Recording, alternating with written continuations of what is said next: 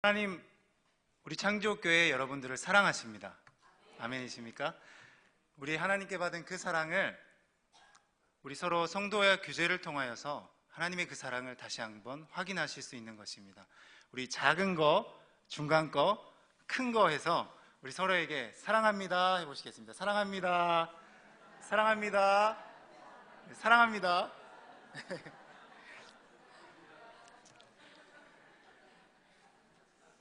창조교회를 섬기기 전에 저는 마다가스카르라는 땅에서 선교사로 섬기고 있을 때였습니다. 그때 정말 많이 어그러진 그 나라의 모습들을 보면서 정말 마음이 아팠습니다. 어쩌면 이렇게 사람이 사는 곳이 이럴 수가 있을까라고 생각할 만큼 정말 암울한 현실 속이었어요. 근데 그런 현실 속에서 저는 하나님께 따지듯이 기도하였습니다. 하나님, 도대체 왜 이 땅은 이렇습니까? 왜 이 땅은 가난하고 고통받는 것입니까? 하나님, 이것이 우리의 죄 때문입니까? 소수의 사람들은 음식 쓰레기가 넘쳐나는데 왜 그 많은 사람들은 말라가고 죽어가고 있습니까? 여기 사람들은 모기에게 물리거나 간단한 병에도 치료를 못 받아서 죽어갑니다. 아프리카에 수십억 달러가 부어졌다고 하는데 왜 여전히 이곳은 이렇게 무너져 있습니까? 하나님, 저는 여기서 무엇을 할 수 있습니까? 저는 제가 한없이 작아짐을 느끼고 그것에서 하나님께 따지듯이 그렇게 기도했습니다. 그런데 하나님께서는 이 현실의 절망적인 상황들을 충분히 경험할 때까지 응답을 늦춰주셨습니다. 그리고 무엇 때문에 이렇게 되었다라는 답보다 저를 부르신 하나님의 마음을 더욱 그곳에서 느낄 수 있었습니다. 아프리카의 에덴 동산이라고 불리던 그 원시 밀림이 이제는 2% 채 남지 않고 사람들로 이기심으로 인해서 전부 다 벌거숭이가 되어버린 그 땅에 참혹한 현실이 있습니다.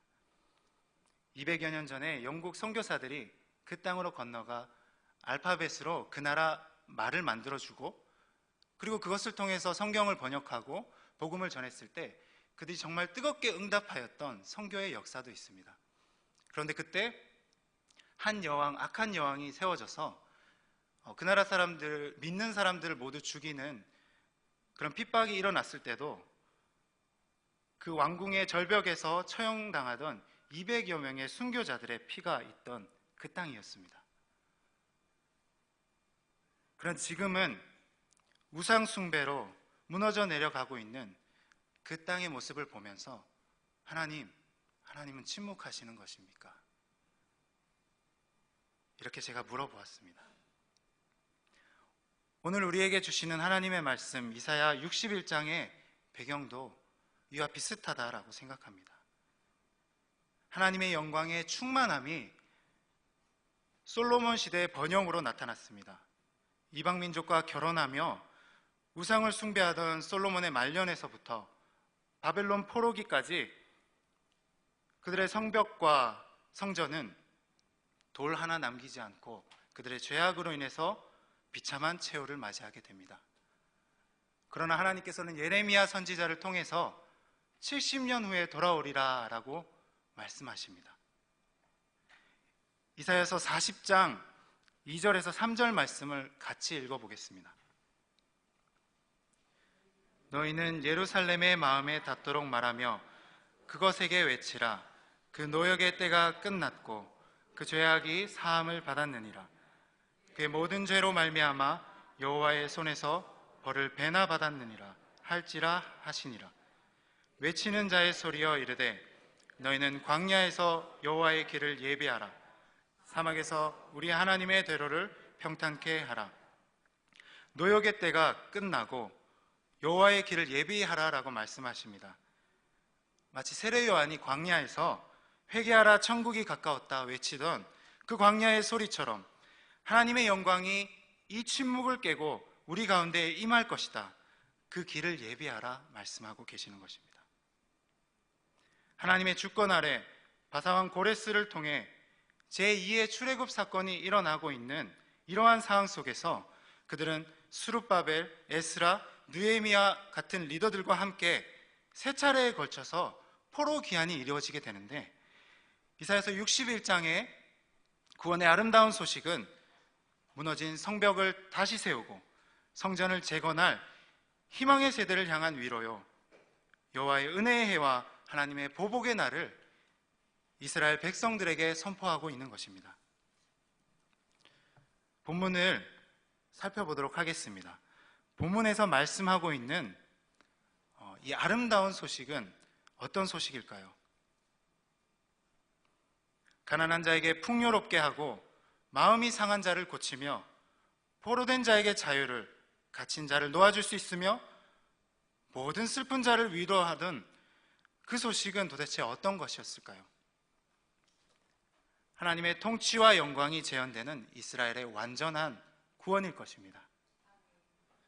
사랑하는 창조교회 여러분, 우리에게 이 아름다운 소식이 있으십니까? 요한복음 3장 16절에서 17절 말씀을 보면, 하나님이 세상을 이처럼 사랑하사 독생자를 주셨으니 이는 그를 믿는 자마다 멸망하지 않고 영생을 얻게 하려 하심이라. 하나님이 그 아들을 세상에 보내신 것은 세상을 심판하려 하심이 아니요 그로 말미암아 세상이 구원을 받게 하려 하심이라. 하나님께서는 우리를 사랑하시되 자신을 내어주실 만큼 여러분을 사랑하십니다.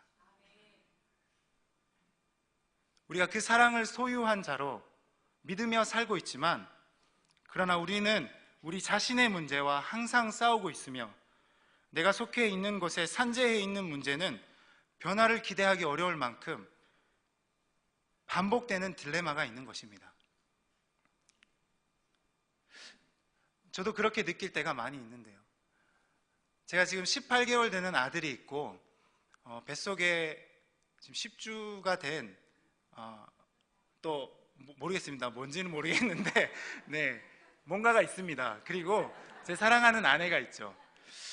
그런데 이게 가정에서 생활을 하다 보면 제가 아들을 너무나도 사랑한다, 그리고 아들이 나를 사랑한 것을 내가 알고 있다, 이렇게 관계를 맺고 있으면서도 한 3시간 동안 울거나 밥을 먹으면서 이렇게 던지는 모습을 보면 이 속에서 제가 뭔가가 올라오는 걸 느낄 때가 있습니다.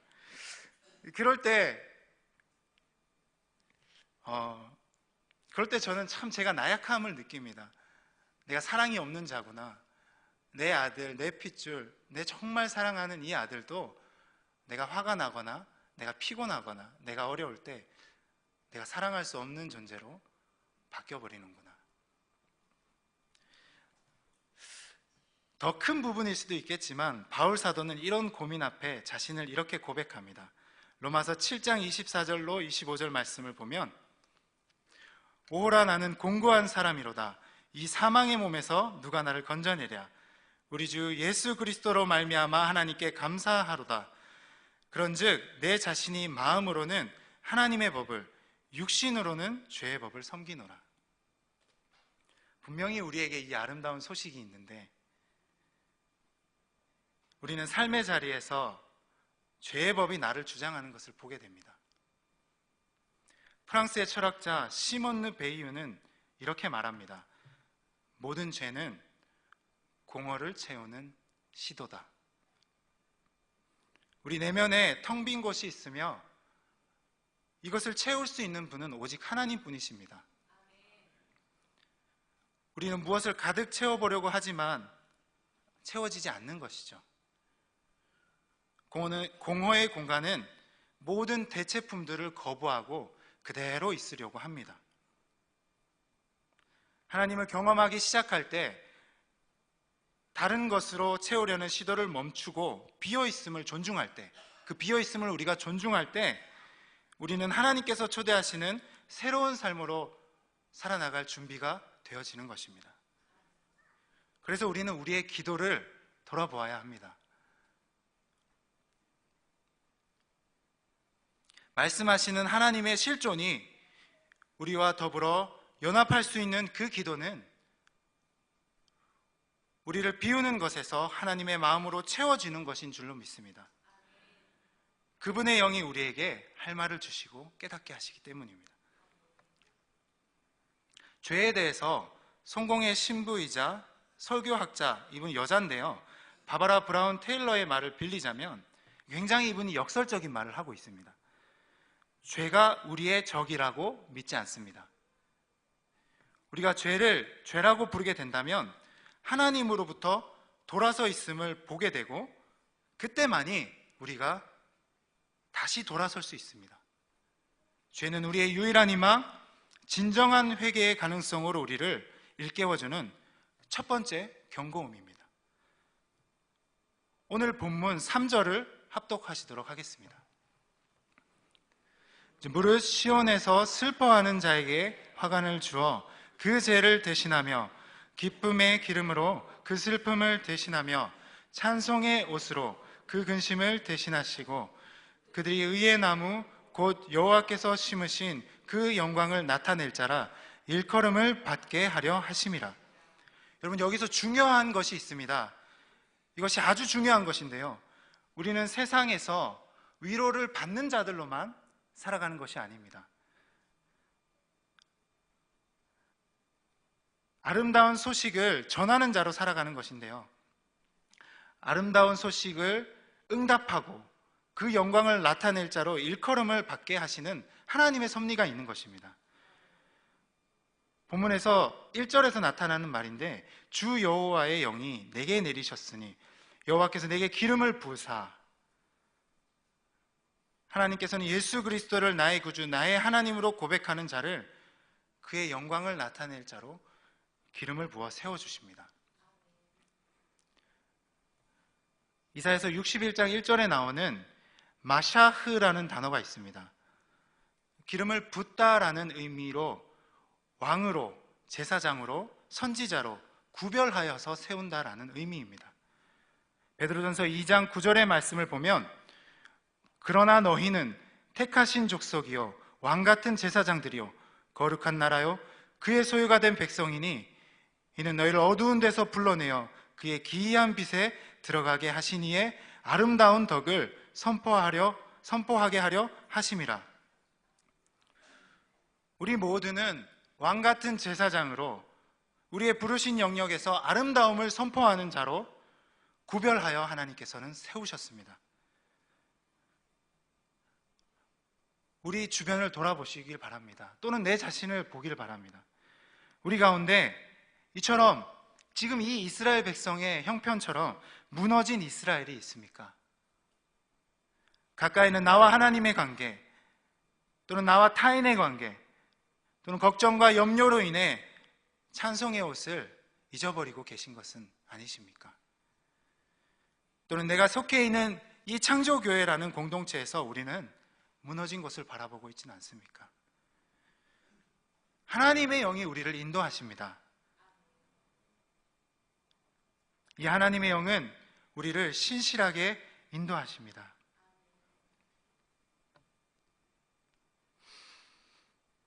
내 안에, 공동체 안에, 이 나라 안에, 열방 가운데 우리는 믿음으로 성벽을 쌓아가야 합니다. 이 내가 쌓는 돌 하나가 아주 작은 것처럼 느껴질지는 모르겠지만, 우리가 정말 믿음으로 그 돌을 쌓아갈 때 그 돌이 모여서 하나님의 영광을 나타내게 하실 하나님의 나라가 이 땅 가운데 우리를 통해 흘러가는 은혜를 우리 성도님들이 경험하게 되실 줄을 믿습니다. 말씀을 마무리하려고 합니다. 예수님을 믿는 믿음 안에 있는 우리들은 삶의 모든 영역에서 아름다운 소식을 전할 자로 부르셨습니다. 아름다운 소식을 전한다는 것은 우리의 삶의 영역에서 의지를 필요로 하는 것입니다. 이것은 그냥 믿는다 하면서 우리끼리 즐거워하는 그런 것이 아닙니다. 우리 주변에 무너져 있는 그 성벽을 향해서 우리가 나아가는 그 발걸음이 일어날 때 우리 안에서는 무엇인가 하나님의 영이 일하는 것을 우리가 경험되어지고 느낄 수 있다는 그 사실입니다. 하나님께서는 우리의 이런 의지를 믿음이라고 부르시며 우리를 옳은 길로 인도하십니다. 하나님의 영은 우리를 강제적으로 막 이리 갔다 저리 갔다 이렇게 휘저어 다니시는 그런 분이 아니십니다. 지금 내가 행하는 그 믿음의 방향은, 우리가 행하는 그 믿음의 방향은 소외된 우리의 이웃, 가난한 자, 마음이 상한 자, 포로된 자, 갇힌 자에게 흘러가야 합니다. 이 땅에 하나님의 나라가 이루는 거룩한 발걸음을 용기 있게 움직여 가시는 저와 여러분이 될 수 있기를 예수님의 이름으로 축원드립니다. 함께 기도하기 원합니다.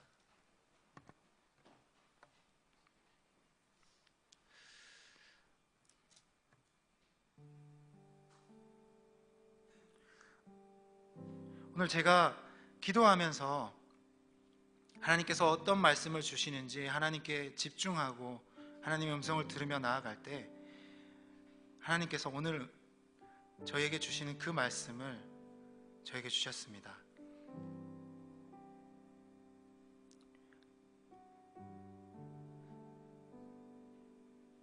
제가 그 마음에 하나님의 마음이라고 여겨지는 것은 하나님께서 이 창조교회를 향하신 그 사랑을 세상 가운데로 흘려보내기를 원하신다는 것입니다. 하나님의 무브먼트가 있습니다. 하나님의 움직임이 있습니다. 이전에도 있었고 이 창조교회가 생긴 이래로 있었고 지금 우리에게도 그 움직임은 여전히 있는 것입니다. 하나님 우리에게 끊임없이 말씀하고 계십니다. 우리가 하나님의 음성을 들어야 합니다. 우리에게 말씀하시는 그 하나님의 음성이, 하나님의 마음이 어디에 있는지 우리가 알아야지만 하나님의 사람으로, 믿는 자로, 예수 그리스도를 구주로 고백하는 자로 살아갈 수가 있는 것입니다. 이 시간 우리 기도하시기 바랍니다. 우리 주변에 무너진 성벽이 무엇이 있습니까? 무너진 이스라엘이 어디에 있습니까? 하나님, 나의 눈을 밝혀주시고 그것을 보게 하여 주시옵소서. 그 하나님의 마음이 나의 마음이 되기 원합니다. 그리고 내가 용기를 가지고 그것으로 나아가서 하나님의 사람으로, 하나님의 나라를 이루는 자로 살아가기를 원합니다. 이렇게 간절히 하나님의 뜻을 구하며 하나님의 마음을 구하며 주여 한번 외치고 기도하시겠습니다. 주여!